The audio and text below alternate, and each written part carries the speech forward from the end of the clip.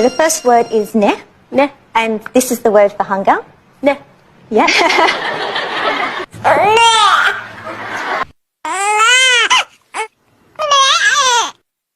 Oh. The next word is ow, and that's a word for sleeping.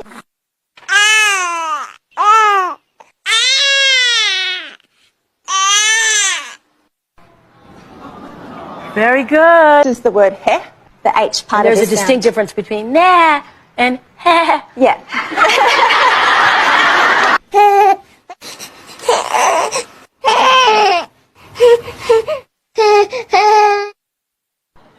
Yeah, that's so fascinating, isn't it? So next sound is air, and this is a lower sound. Oh, I know what that means.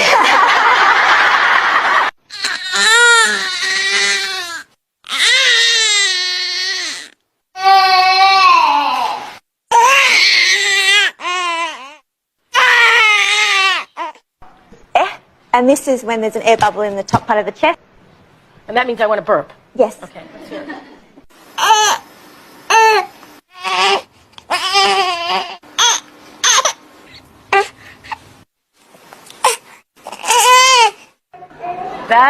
I got that. I love this.